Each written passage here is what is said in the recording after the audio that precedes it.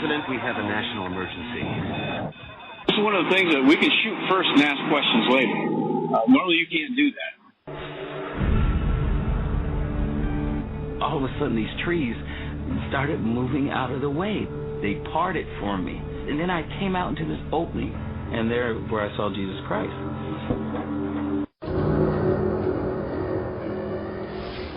Back in 1927, an American socialist, Norman Thomas, 6 times candidate for president on the Socialist Party ticket, said the American people would never vote for socialism. But he said under the name of liberalism, the American people will adopt every fragment of the socialist program. He is more imminent. James Madison, in 1788, speaking to the Virginia Convention, said, "Since the general civilization of mankind, I believe there are more instances of the abridgment of the freedom of the people by gradual and silent encroachment of those in power than by violent and sudden usurpations." When men were free. Broadcasting live from a secret location buried deep below the earth, you're about to make a connection to the signs of the times. W. Dean Shook is live on the air right now.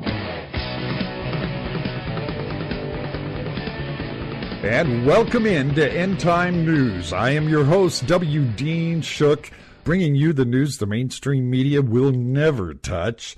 And I am humbled, proud, and privileged to be able to bring you the news. Let me start by saying welcome to all of our listeners on the iHeartRadio Network, the Spreaker Radio Network, the Blog Talk Radio Network, all of our regular broadcast affiliates, and our international audience, which is who we're addressing today. Let me start today's program by saying End Time News is heard in 94 countries. Now, I know what we report here is probably not from your town or village, but what's going on in the world affects everyone, and this is news that obviously you need to know or you wouldn't be listening. So this is the first edition of End Time News World Edition. We're going to do this news, world news, global news, on a different subject each week. We may do it more often if the demand is there. So today we're going to talk about a global threat that affects everyone. And for American listeners, pay attention, because you're going to see the same battles that we're going through here in America are happening all over the world and require a global response. Today, we're going to talk about not just Islam, but Islam and Sharia, because you may be surprised to find out that this is a global issue. Let's start with Australia. Defiant Prime Minister Tony Abbott threatens homesick Australian jihadists with jail if they try to return, according to the Daily Telegraph. A defiant Prime Minister Tony Abbott yesterday declared his government would not negotiate the cozy return of foreign fighters who had a change of heart when they vowed to incinerate them. It was revealed that 2 Islamic members and 1 member of a Syrian terror group, Jabhat al-Nusra, were trying to negotiate their return. But the Daily Telegraph has learned that the 3 deserters are not alone. Intelligence sources revealed that up to a dozen of the 120 Australian foreign fighters estimated to be currently in Syria and Iraq are now attempting to seek a similar route home. The Prime Minister's refusal to show clemency for terrorist sympathizers came after it emerged that several Australians who flew to Syria to fight with extremists are now trying to negotiate reparations with the Australian Federal Police. An estimated 40 Australians who've been in Syria or Iraq have already believed to have slipped back into Australia after new laws that would have had them arrested came into force. They said if you go and you seek to come back, as far as the government is concerned, you'll be arrested. You'll be prosecuted. You'll be jailed, he said. If you go abroad to kill innocent people in the name of a misguided fundamentalism and extremism, if you go abroad to become an Islamist killer, well, you're hardly going to come back into this country. Senior Australian intelligence figures have advised the Prime Minister the men cannot be trusted and pose a significant risk to national security, which is something that the rest of us should also be considering. And according to Sky News, since this risk is so high in Australia, the Australian government's looking to schools to help identify students in danger of becoming radicalized. Attorney General George Brandis says the federal government's working with community organizations and other governments to create educational materials and training that will help schools identify and steer individuals away from ideologies of hate. Just as parents and families have gained greater understanding of the danger posed by online sexual predators, there's also needs to be increased awareness of the threat from online terrorist propaganda, he told the News Corporation. The Council of Australian Education Ministers, which would have to sign off on any of the changes to the curriculum, is due to meet in Brisbane on Friday. Sky News is also reporting 3 Australians with suspected links to terrorism are reportedly in negotiations with this government to return home. According to the News Corporations, the men secretly approached authorities asking for help to flee Syria. It's understood that talks have stalled over fears the trio may pose a terror risk. Here is a clip of that. Abu Ibrahim left a job in Victoria as a health worker. He wanted the chance to live under strict Islamic Sharia law. But in February, he confessed to CBS the promise of ISIS doesn't match the reality. A lot of people, when they come, have a lot of enthusiasm about what they've seen online, what they've seen on YouTube. They see it as something a lot grander than what the reality is. It's not all military praise or victories, you know. A convert to Islam, Ibrahim is one of at least 3 Australians now wanting to come home. His lawyer, Rob Starry, says if the Australian government is going to embrace de-radicalisation, it has to embrace it at all levels. This includes those who know they may be charged for what they've done, but who now want to renounce these groups and be cooperative. The 3 men have been fighting in Syria for at least 2 years and are believed to have fought on behalf of the terror groups. The Australian government is concerned what risk they'd pose if they came home. Meanwhile, it's been revealed a Melbourne teen who died while fighting with IS has been in contact with 2 other Melbourne extremists. Australia's security agencies are trying to confirm reports that Irfan Hussein was killed in the Middle East, one of 30 Australians who've died while fighting for Islamic State. Aaron Young, Sky News, Melbourne. Now, the group's lawyers claimed they made a mistake when they went to warn young people not to join extremist groups. Tony Abbott has warned any Australian jihadist who wants to return will be prosecuted. A global security expert says bringing back foreign fighters to Australia could be useful in helping to de-radicalize young Muslims. But Peter Jennings, the executive director of the Australian Strategic Policy Institute, says Australians returning from fighting overseas would have little value when it comes to the intelligence gathering, but could help with de-radicalization. They could puncture the mythology, he said. So it seems some of these people have had a little taste of Sharia law and apparently don't care much for it. But you know, legal recognition of Sharia law is something that Australia has to be concerned about. Australia is marked by pluralism, religious and ethnic. In a piece written by Family Matters, it says our legal system is not pluralistic. Apart from some consciousness to the indigenous people of this country, we abide by the one law for all mantra. Both sides of politics have rejected a separate stream of law for specific religion or ethnic communities on the basis that Australia is a secular nation. Freedom of religion and worship is protected, but religion is to play no part in the formal legal system.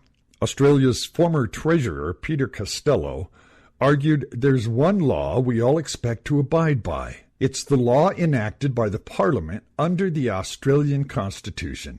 If you can't accept that, then you don't accept the fundamentals of what Australia is and what it stands for. This year, Attorney General Robert McCullen confirmed that the Rudd government is not considering and will not consider the introduction of any part of Sharia law into the Australian legal system. A research undertaken by Dunn in 2005 indicates that there's a high level of apprehension among the general population about Muslims. Says in our suburbs, which gives support to the contention that the majority of Australians accept and endorse the one law for all approach. However, this position does raise challenges for Australian Muslims for whom adhere to their religious law, Sharia, is an Islamic obligation and not a matter of personal preference, particularly in regard of family matters, according to Islam. The issue of whether Australia should give formal legal recognition to Sharia law is resolving family law disputes involving Muslims. The case for and against such recognition is going to be outlined. Debate on this issue has gained currency across common law jurisdictions due to several recent events. One was the legal recognition given to Islamic arbitration in the province of Ontario, Canada in 2004. Although the enabling sections of the Arbitration Act were subsequently repealed, it did ignite the possibility that within a common law system, there could be a faith-based dispute resolution for family law and other legal matters. The second event was the Archbishop of Canterbury's address to the Royal Courts of Justice, in which it promoted the concept of Britain becoming a plural jurisdiction by accommodating aspects of Sharia law. Although his speech provoked opposition from other members of Britain's legal, political, and religious communities, including some Muslim groups, the Lord Chief Justice of Britain came to the Archbishop's defense by also supporting alternative dispute resolution using Sharia principles. Whether this is the right decision for Australians or whether it should retain the status quo needs consideration and debate, he said. The case for official recognition is that Sharia law is already operating in Australia. And the Australian Institute for Family Studies says, given that many of Australia's 350,000 Muslims are already regulating their lives according to Sharia, it is logical to officially recognize and support this. Sharia regulates the legal relationships many Australian Muslims enter to and out of, including marriage and divorce, custody, and inheritance, as well as contractual and commercial dealings. Among Australians Muslims, there exists a strong preference to have legal questions answered and disputes settled by persons with Islamic credentials. Except in rare cases, this does not mean there's a rejection of Australian law, but instead, there's a desire to conform with Sharia law when it's possible to do so, they say. Muslims, as minorities in a secular society like Australia, have been reconsigned as skilled cultural navigators, able to maneuver through two systems of law, one of their nation and one of their faith. They say complying with both systems of law, in Australia, marriage is a good example where there can readily be dual compliance. The Marriage Act of 1961 accommodates Islamic marriage by allowing marriages to be performed and registered by a Muslim cleric, usually an imam, without the need for a separate registering event or ceremony. Polygamous marriages, however, remain problematic, being unlawful under Section 94 of the Act. With divorce, compliance both with systems is possible, they say. A husband and wife can serve out the 12-month period of separation, both to have a valid divorce under Australian law and the grounds of irretrievable breakdown of marriage in accordance with Family Law Act of 1975. It also complies with the extrajudicial form of divorce known as taliq in Islamic law. A husband is able to pronounce taliq. All the legal requirements are met, the marriage is terminated, although there is no 3-month waiting period. However, compliance both systems is more problematic for wives. A wife does not have the extrajudicial divorce option if her husband does not agree to pronounce taliq. She is left to find someone with authority to hear her case and hopefully to grant her an Islamic divorce. Islamic law has always provided divorce options for wives, but each requires a third party, usually a judge or a body of legal scholars. In Muslim countries, the role is typically fulfilled by Sharia courts, but in Australia there's no judicial equivalent. As a divorce decree from the family court lacks any Islamic currency, it can mean that in the eyes of her community, her husband and herself, she is not really divorced.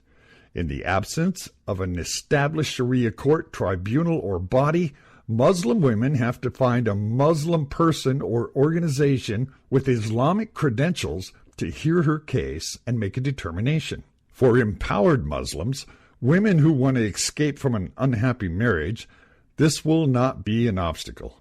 But it is a problem for those who lack the contacts, knowledge, and confidence to proceed. It can also make women vulnerable to spouses, religious and community pressure to resolve the marital dispute in accordance with what is presented as the right version of Islamic law that relates to the second argument for the legal recognition. So it sounds to me like it doesn't really coincide with other laws. I don't think they did a very good job of making that case. What about in Britain? Well, Britain also has jihadists that are trying to return from the battlefield. They're saying that battle-hardened and vengeful 300 jihadists are back in Britain. More than 300 dangerous jihadists have returned to the UK after fighting with the Islamic State of Iraq and the Levant, far higher than previously thought, according to the Telegraph. About 700 Islamists considered dangerous by the intelligence services have traveled to Syria and Iraq since the start of the conflict that's been huge swaths of the region overrun by jihadists. Of those, 320 have now returned and are officially listed as people of interest. A further 700 people, mainly British Muslims, who are not considered to be a threat to national security, have also visited the region. Previously, the government had estimated about 500 jihadists had fought with ISIL, and the 250 had come back. The new estimates highlights the huge difficulty in facing the security services and border agencies in trying to keep Britain safe. The Telegraph has been told about 24 individuals who have come back have been involved in plots in the UK. So far, they've been thwarted. In recent months, the flow to Syria has significantly slackened, with Islamist idealists previously attracted to the region with a view to overthrow the Syrian dictator Assad, deterred by the brutality and violence of the ISIS leadership. More worrying for the UK authorities is the significant number of hardcore extremists who have been attracted by the brutality of the regime. Now, I know there's been a lot of controversy about Sharia in the UK, and we're going to talk about that. In just a moment, I need to take this short break, try to pay some bills. I'll be right back, though. We're going to talk about Sharia across the world, Denmark, France, across the world. Everyone is having the same problems. We'll cover those stories when I come back after this short break. You're listening to End Time News. GoDaddy offers everything you need to make a name for yourself on the web, from domain names and website builders to complete e-commerce solutions. We've earned our place as the world's #1 accredited domain registrar by delivering world-class products at competitive prices and support them with industry-best services delivered 24/7, 365. We're proud to serve our customers from locations around the world. Sign up now at wdeanshook.com and get your domain name as low as $5.99 a year. Sign up now at wdeanshook.com. Go, Daddy. Go, Daddy.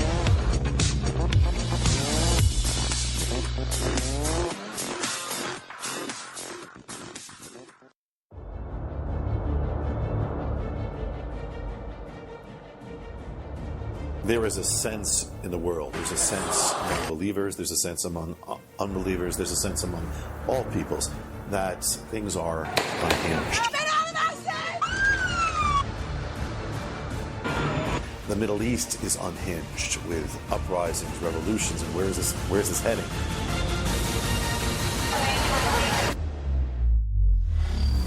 How are followers of Jesus to relate to all of these things? How do they relate to biblical prophecy?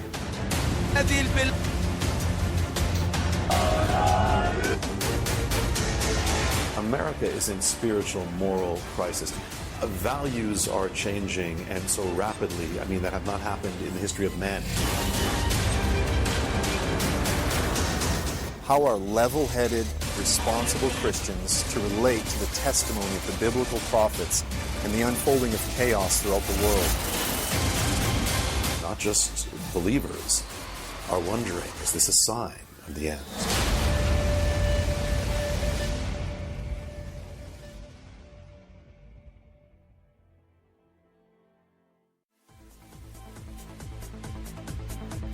Hi folks, have you noticed the federal government and police departments are using drones for everything? Drones are expensive. They're hard to fly. It can take up to a week just to learn to make a drone hover. Not anymore. There's a new generation of drones that are not only affordable but very easy to fly. Now you can have your own personal drone, anything from a micro mini that'll fit in the palm of your hand, right up to a full-scale model, 10 inches in diameter like the model I have, the V949 Pro. Comes with a 6-axis, 4-rotor blade and an HD 2.4 camera mounted on the bottom. These drones are made of a space-age polymer. They're durable, and don't worry about crashing your drone. Replacement blades for this drone from the website are only $1.80 for a pack of 4. That's right, I said $1.80 for a pack of 4 replacement blades. You can also get an extra long life battery. This battery allows you up to a half hour of flight time with a maximum speed of 40 miles an hour.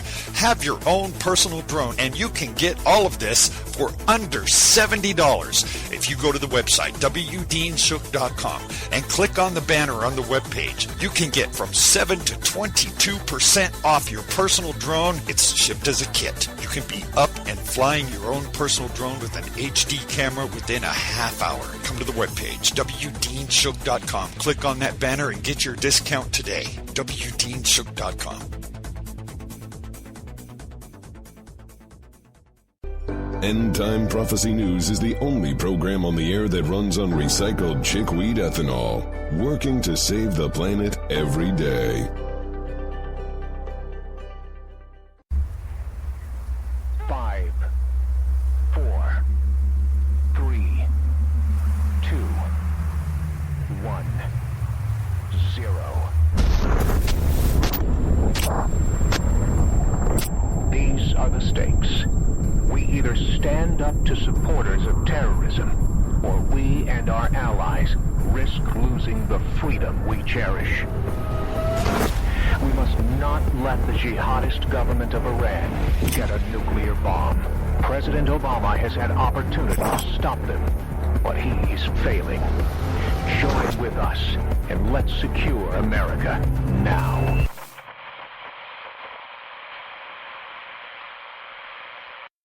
Do you think the media is biased? Maybe they're leaving something out, or there's something they're not telling you. Now, you have a source for the truth in the news. W. Dean Shook, End Time News. Your connection to the signs of the times. Well, it seems like the Brits are having the biggest problem with Sharia law. It's now spread of Islam in Phase 4. Islam imams in the UK now outnumber the UK's Christian pastors, and converting empty church buildings into mosques has become a cottage industry. In 2008, UK's government formally recognized the first Sharia court, and the Archbishop of Canterbury, the head of the Church of England, stated the adopting elements of Sharia law into UK court system was unavoidable. And since then, over 100 Sharia law courts have been established across the UK. Although they technically lie within the UK's tribunal court system, those Sharia courts have been issuing rulings that contradict Britain's common law, as well as the European Union laws. In 2011, Britain's Muslims began demanding the Sharia replace British common law and become the only law in towns with large Muslim populations, including Birmingham, Bradford, Derby, Dewsbury, Leeds, Liverpool, Linton, Manchester, Sheffield, Waltham Forest, and Towers Hamlet, an East London Muslim enclave whose streets are already plastered with posters declaring "You are entering Sharia-controlled zone," Islamic rules enforced, and where Muslim imams now issue death threats to women who refuse to wear the Muslim veil. 1/3 of Britain's high-security prison inmates are Muslim. To more upscale Muslims, most of London's financial institutions have become Sharia-compliant, which requires donating a portion of their profits to Muslim organizations designated by their Sharia compliance advisors. When he was Prime Minister, Gordon Brown loftily declared that he wanted London to become the Islamic finance capital of the world. His successor, David Cameron, more soberly stated in 2011, the European mainstream has been a failure, that he promoted Islamic extremism, He admitted that the West has been cautious, frankly even fearful of standing up to it, and concluded by saying this: "We have even tolerated these segregated communities behaving in ways that run completely contrary to our values. This hands-off tolerance has only served to reinforce the sense that not enough is shared." What we see in so many European countries is a process of radicalization.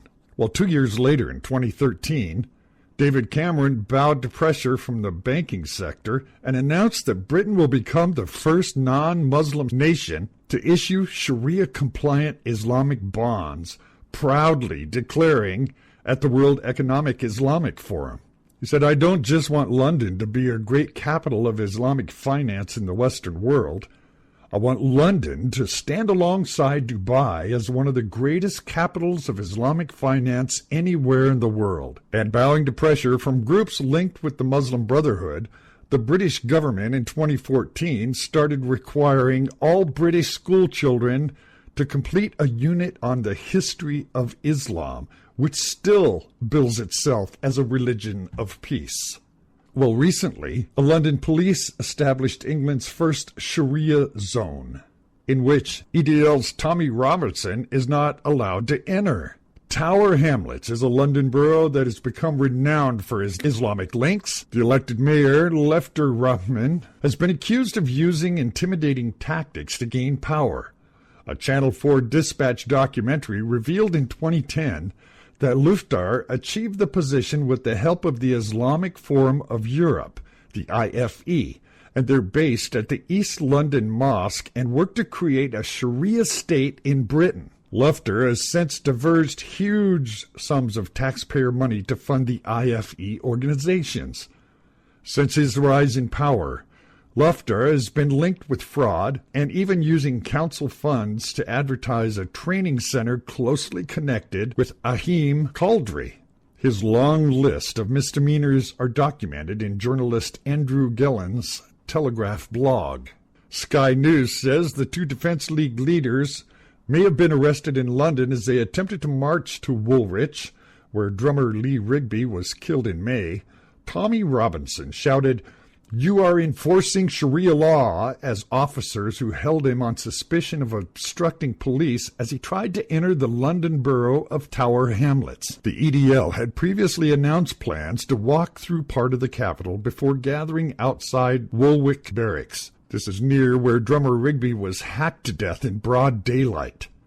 But the Metropolitan Police put conditions on the march which demanded that it ended up at Old Palace Yard opposite of the House of Lords. As well as planning to lay flowers in memory of drummer Rigby, Mr. Robinson and EDL co-leader Kevin Carroll, who was also arrested, were walking to raise money for a young girl fighting cancer. Sky correspondent Tom Palmer said they walked 6 miles when they were arrested outside of Aldgate East Underground Station. They said, "Do not enter London's first Muslim Sharia zone." Bail conditions slapped by police on Tommy Robertson of EDL, that's the English Defence League. Previously in England, a man had been arrested for painting his front door with the red and white British flag, the same one that British police use in their emblem. They said next time you visit London, don't be surprised to see the Met Police's new Muslim Sharia patrol vehicles to stop you from entering the wrong areas. Here's a clip of that. Now, police in the UK have arrested 2 men who are said to be part of a vigilante group calling themselves the Muslim Patrol. Clips posted on YouTube show the youths walking around East London confronting people and telling them to obey Sharia law. Muslim organisations in the area have condemned their actions, but as Sarah Firth reports, anger continues to simmer. An Islamic vigilante group, that's what they call themselves, a small number of people who were going up to members of the public in areas of London and confronting them, saying that they were implementing Sharia law and that this was a Muslim area, and they were demanding people throw away their alcohol. They were insulting to women, telling them to cover up. And this got uploaded onto YouTube. Tens of thousands of people saw it. The original video got removed once the police investigation started, but once again, you know, that goes around, so it's still on YouTube right now, and again, tens of thousands of hits. One of the people in the video said that this is the UK, it's not a Muslim area, there's no Sharia law. But obviously, we've seen that this is a debate that really does inflame tensions and causes a lot of controversy. I think the Muslim community across the UK really have come out to condemn what this small group's done and to try and distance themselves from it. The East London mosque saying that it was designed to stoke up tension, so that there's very much an emphasis on distancing themselves from that type of behaviour. But certainly this is part of a wider debate, in the area of London where the police think that this video was filmed in East London is an area that's seen this argument come up a number of times over the past couple of years, with fundamentalist groups in these areas making a lot of noise about wanting Sharia law implemented. And it is a very touchy subject for a lot of people, as we said, very threatening behaviour in those videos. That's Sarah Firth reporting right there. Well, you may not be surprised to hear that, in fact, all of Europe is adopting Sharia. The Gladstone Institute says a Muslim group in Denmark has launched a campaign to turn parts of Copenhagen and other Danish cities into Sharia law zones that would function as autonomous enclaves ruled by Islamic law. The Danish Islamic group Khalit til Islam, that means call to Islam, says the Tingberg suburb of Copenhagen will be the first part of Denmark to be subject to Sharia law, followed by the Nørrebro district of the capital and other parts of the country. The Right Center Jallan's newspaper reported on October 17th, Calls to Islam says it will dispatch 24-hour Islamic morals police to enforce Sharia law in these enclaves. The patrol will confront anyone caught drinking alcohol, gambling, going to discotheques, or engaging in other activities that the group views as running contrary to Islam. Integration Minister Karen Hagerup said, "I consider this to be very serious. Anything that attempts to undermine our democracy, we must crack down on it, and consistently so." The call to Islamic group promotes Salafism. This is a fundamentalist sect within Sunni Islam that espouses a literalist reading of Islamic scriptures and adheres to a conservative and highly regulated Puritan lifestyle. Salafism also seeks the destruction of Western democracies, which is to be replaced by a universal Islamic caliphate, a worldwide Islamic theocracy regulated by Sharia law. Now listen to what they say. In a statement on its website, Call to Islam asks, "How can we, Muslims, claim to be followers of the Sharia and defend the best deen, the doctrines of Allah, when we prefer to live among the infidels, to be subject to their laws, to emulate them and fail to differentiate ourselves from their kafir, that's camp of unbelievers? How can we claim to love Allah and His Messenger when we're embarrassed to call for Sharia? How can we be different to the establishment of Allah's rule on earth, which is a duty for every Muslim?" And their statement continued to say, "To work to establish the caliphate is one of the biggest tasks of our time. This task cannot be achieved unless we work collectively under an emir," that's a commander or prince. "Moreover, it's known that it's a duty to fight the evil of the prevalence everywhere around us.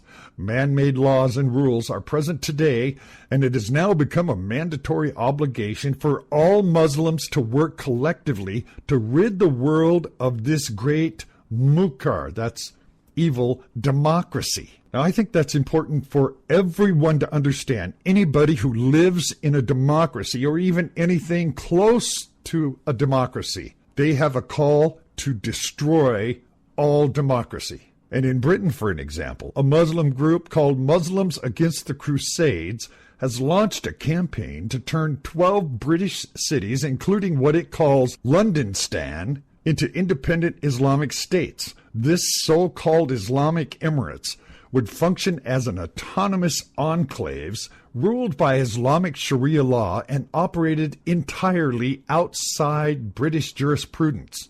The Islamic Emirates project means the British cities of Birmingham, Bradford, Derby, Dewsbury, Leeds, Liverpool, Luton, Sheffield, as well as Waltham Forest in northeast London, and Tower Hamlets in East London as territories to be targeted for blanket Sharia rule. In the Tower Hamlets area of London, also known as the Islamic Republic of Tower Hamlets, for example, extremist Muslim preachers call the Tower Hamlets Taliban, regularly issue death threats to women who refuse to wear the Islamic veils.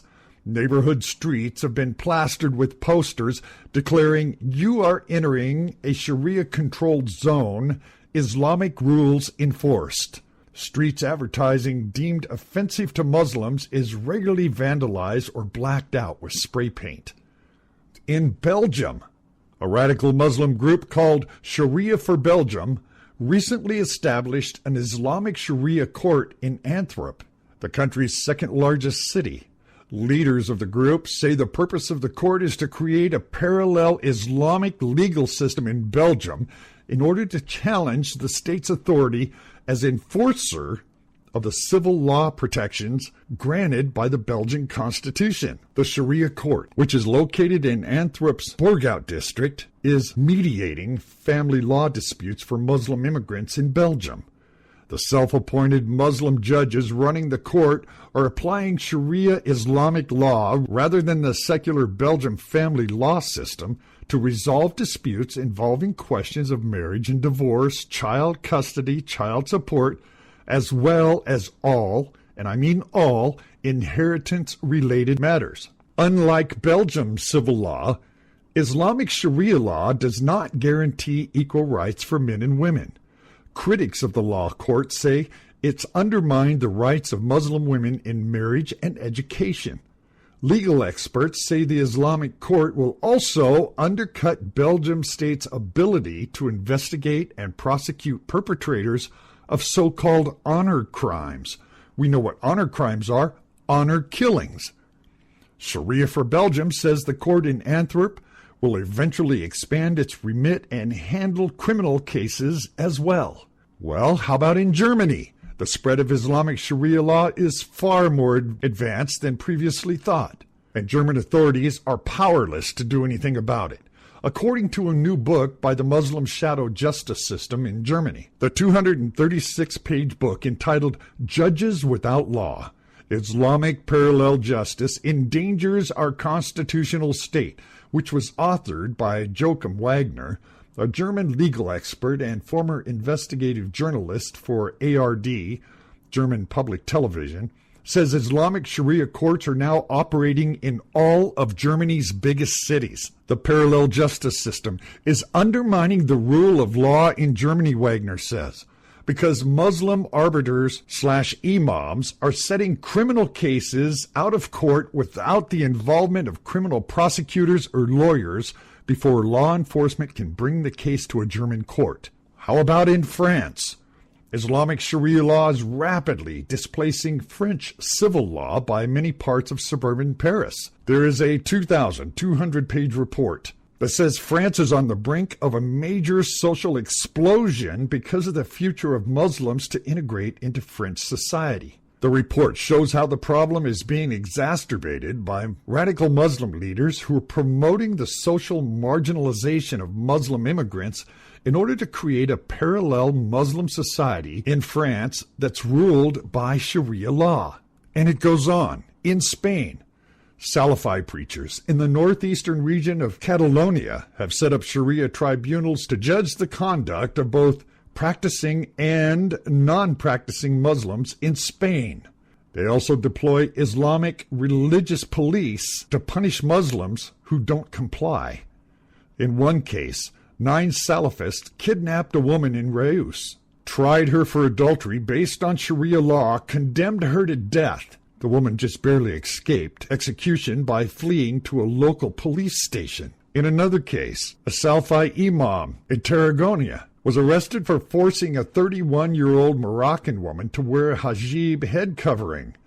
The imam had threatened to burn down the woman's house for being an infidel because she works outside of the home, drives an automobile, and has non-Muslim friends. While back in Denmark, local politicians appear oblivious to the spread of Sharia law In September, the City Council of Copenhagen gave its final approval for the construction of the first official Grand Mosque in the Danish capital. This mega mosque will have a massive blue dome as well as 2 towering minarets, and its architectural design to stand out on Copenhagen's low-rising skyline. Unlike most mosques in Europe, which cater to Sunni Muslims, the mosque in Copenhagen pertains to Shia Muslims. The mosque is being financed by the Islamic Republic of Iran, and critics say the theocrats in Tehran intend to use the mosque to establish a recruiting center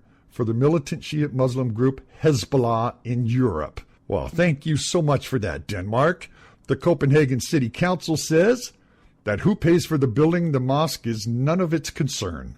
But the Copenhagen Mosque is, in fact, being built by the Ahlul-Bayt Foundation, a radical Shia Muslim proselytizing and political lobbying group ran by the Iranian government. This group already runs about 7 Islamic centers around the world, has its primary goal the promoting of the religious and political views of the Islamic Republic of Iran. It's especially focused on spreading Islamic Sharia law throughout Europe, including Denmark. We have new Muslim-only Sharia-controlled zones that are funded by Pakistan. They're popping up everywhere in America. 22 villages in 9 states have already been established. Here's a clip with information about that. We've been telling you all about France's no-go zones, hundreds of Muslim-controlled areas around Paris that outsiders and cops don't dare to explore. They chose just to give it up. We have them here in the United States, too. I bet you did not know that. Nearly 24 enclaves popping up across 9 different states. And watch what happens when a stranger or an outsider tries to step inside. Have you on our land anymore? Come down there and you'll be arrested. But your land is open to the public. You're arrested. You come down. I'm not being nice about it because I don't appreciate y'all. The way y'all came up here. Okay? Leave. Period. Leave. Period. Don't say another word. Joining us right now, the man behind that camera, founder and president of the Christian Action Network and author of Twilight in America, the untold story of Islamic training camps in America. Martin Moyer joins us right now. Martin, what was taking place right there? Where were you? Well, we were in Red House, Virginia. It's an isolated community, as most of these compounds are located in rural areas, heavily wooded, inside of the mountainous areas. And what we wanted to do was challenge their open invitation to actually come onto these compounds and see whether they were peaceful or not. So we brought our cameras, we tried to get on, and this is how we got treated. And quickly, this is the whole thing that we're seeing here. What goes on in these campuses? A lot of people say, hey, there are Jewish camps in this country, Christian camps in this country. Why can't we have a Muslim camp? Because these are truly no-go zones. Unlike the ones in Europe, which I have visited, you can actually walk into those no-go zones. You can walk in with your cameras, you can talk to people, but in these particular no-go zones, you cannot get into. They have gates, they have armed guards, they have security forces, and when you go up into them, you're specifically told to leave these particular areas, and they're particularly dangerous. And we're watching right now. Where are we seeing this footage from? This is a video they put out for the people inside of the compounds so that they learn how to do terrorist-type training. They teach them how to kidnap people, how to strangle them, how to kill guards, how to do guerrilla-type warfare training. And this is what goes on in these isolated no-go zones inside the United States. In America, name some states, name some areas, because you also say they're affiliated with a Pakistani militant group. Yeah, that Pakistani militant group is called Jamaat al-Furqa, run by Sheikh Jilani, who most people haven't heard of, but that is the guy that Daniel Pearl, Wall Street Journal, was hoping to interview and was arranging to interview when he was kidnapped and then later beheaded. So name some towns, name some cities, name some states. Where are Well, you? we have him in Texas, Sweeney, Texas. We have him in York, South Carolina. We have him in Commerce, Georgia. We have him in Red House, Virginia. We have him in upstate New York. We have him in California. We have him in Michigan. They're scattered all around the United States. So right now, when you call up an officer and say, hey, wait a second, you got an enclave here. This is Islamic extremists being trained on our ground. What is the law enforcement's reaction? Well, the interesting thing about these camps, they're located in very rural areas of America, which has very small police departments. And they intentionally set them up in these areas where, for instance, the one in New York, they have a total of 4 police officers. I want you to hear what you say is a recruitment, the sound of a recruitment video. video to fill up these camps. Listen. You're most welcome to join one of our, advanced training course in Islamic regime, or in Michigan, or in South Carolina, or in Pakistan, wherever we are, you can reach us. Where'd you get that? Well, actually, it took about 4 years to actually locate that video. We knew it existed, and we had someone inside of the law enforcement department out of Colorado who snuck us the tape, and finally we were able to make it public. FBI's reaction? FBI's reaction is that, look, they have the First Amendment and other American rights to operate these enclaves in the United States, regardless of the type of weapon training, guerrilla warfare training that's going on inside of them. It's not okay with me, and it certainly doesn't seem to be okay with you. Martin Moyer, thanks so much, President and CEO of the Christian Action Network. Well, it seems that the liberals in all of these countries, including America, refuse to acknowledge the threat at all. According to CSN News, U.S. Muslim population surges in America up to 1 million since 2000. Here's what CSN News says. We are watching the widespread Islamic terror attacks unfold in France.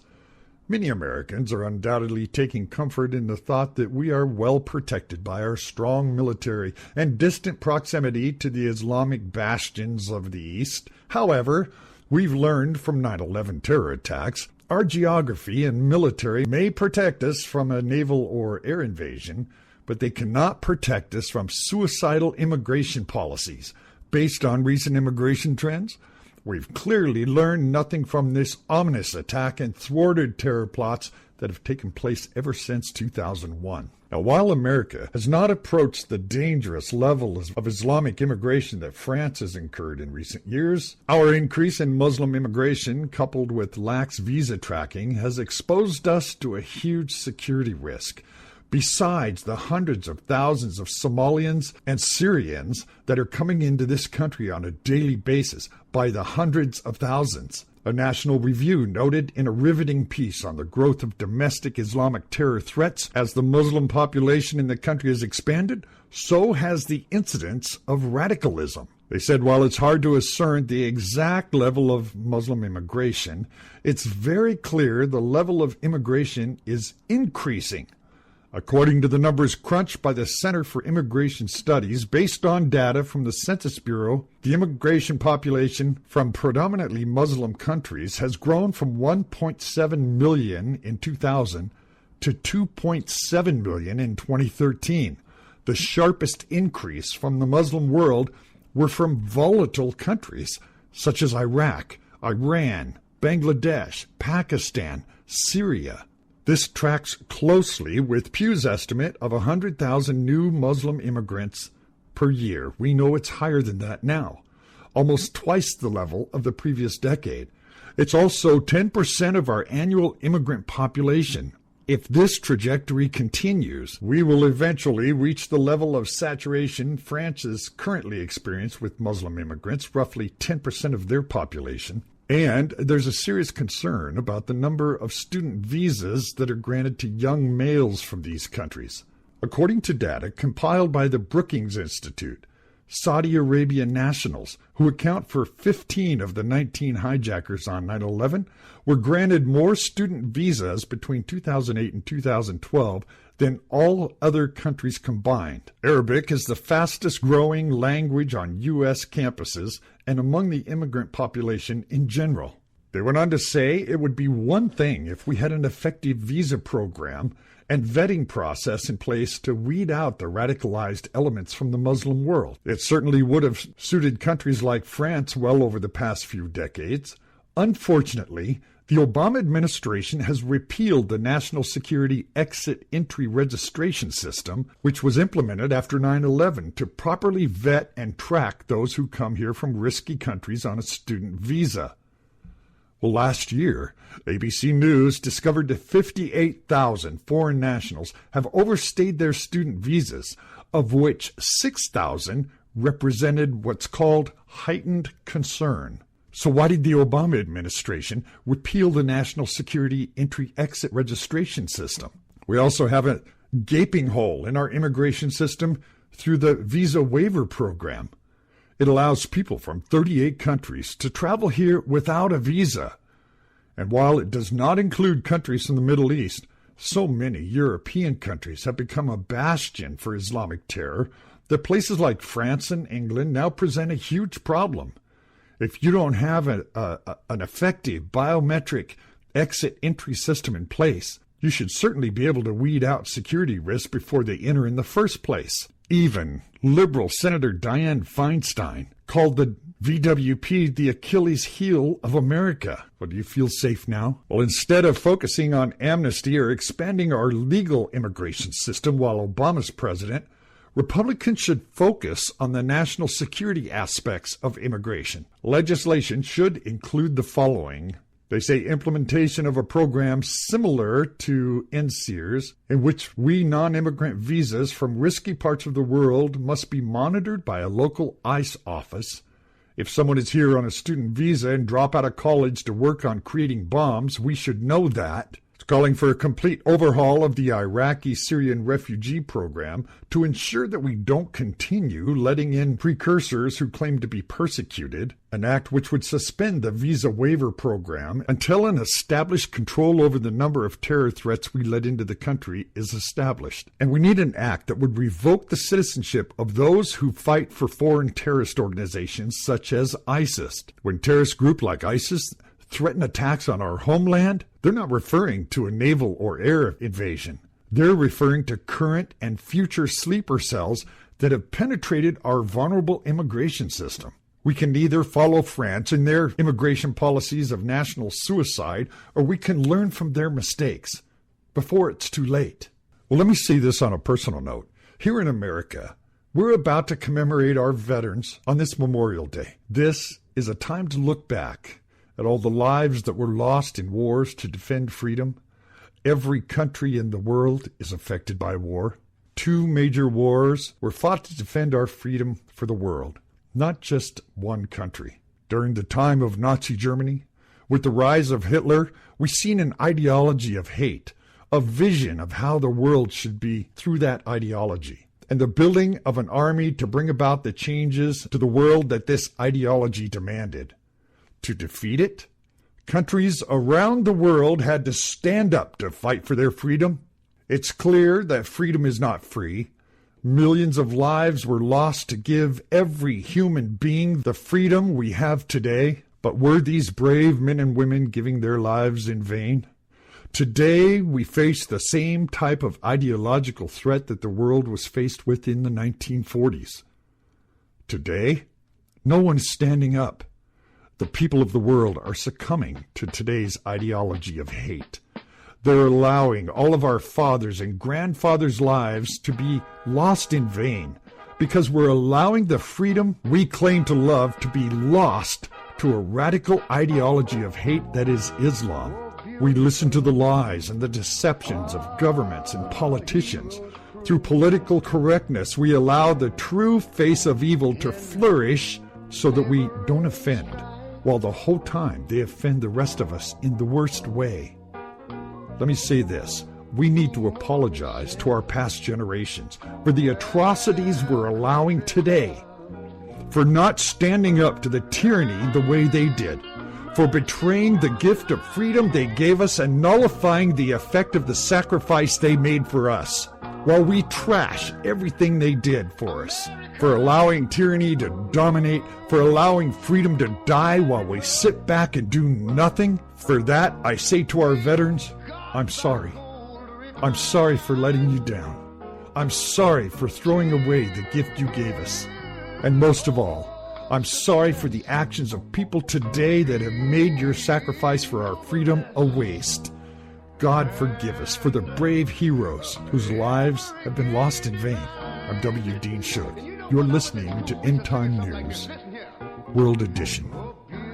Thank you. Spacious skies, far amber waves of grain,